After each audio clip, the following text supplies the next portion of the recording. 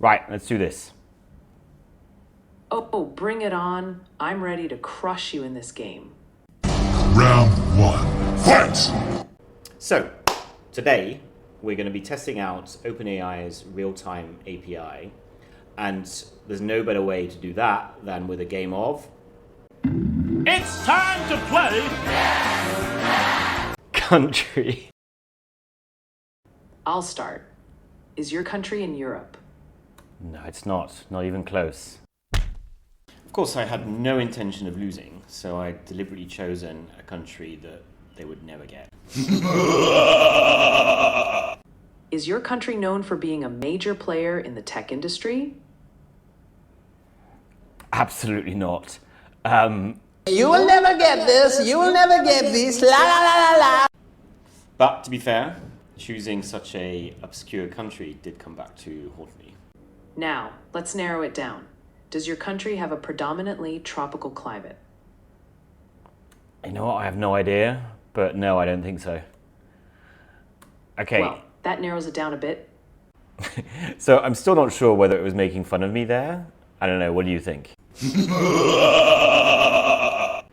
Okay, so now in terms of how well did it perform, well, it felt quite natural as a conversation. Not quite as natural as Moshi, I've mentioned in my other video. But it was relatively smooth. I could interrupt and it would deal with it fairly well. There was a little bit of a lag, but overall pretty decent. In terms of reasoning though, it did make some fairly basic mistakes, like for example, forgetting that we were supposed to take turns. Is your country known for having significant history related to ancient civilizations? It's my go. Okay, is your country in Africa? It also at times misinterpreted the question I asked, although maybe it was doing it on purpose. Is your country near Australia? Oh, come on. It's not Australia. Let's see. Is your country famous for its cuisine? I asked if it's particularly near for a specific dish Australia. or type of food? I asked if it was near Australia. Oh, sorry about that. Nope, it's not near Australia. Okay. Is your country known for its significant contributions to world literature or famous authors? How the fuck should I know that? No. And maybe even try to gaslight me? I think I've tried every continent. So it's not in the western part of the world. It's not Africa. It's not around Australia. It's not Asia. It's not the Middle East. Is it in Europe? You already asked, Yeah, and it's not in Europe. Looks like you're running out of options there. And also its questions were not always, how to say it, insightful. How about this? Does your country share a border with another country? Yes, it does. But that doesn't really help you, I guess. Okay. All right. Let's keep it moving. But you know what? Life always finds a way. And in this case, a way to cheat better. What's your next question? I'm sure it'll be just as effective as the others. What language does your country speak? Oh, getting clever now, are we?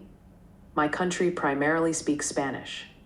What about yours? You're not supposed to Is ask it known that. for its stunning You're not natural supposed to landscapes? answer that. You're supposed to only answer yes or no, so I cheated and I got you. Oh, yes. It's Peru. Yes. Congrats, you got it. Now spill the beans. What's your country? It was Kazakhstan. Yeah, sorry, you had no chance whatsoever. Kazakhstan. No wonder I was struggling. So obviously this was just a quick demo for fun.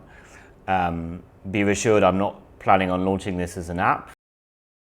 What are you guys doing? Did you develop an app? Rule number one in app development, son. Never follow the rules. But there are a few things that we could have done to have improved things, such as like, well, just basic prompt engineering.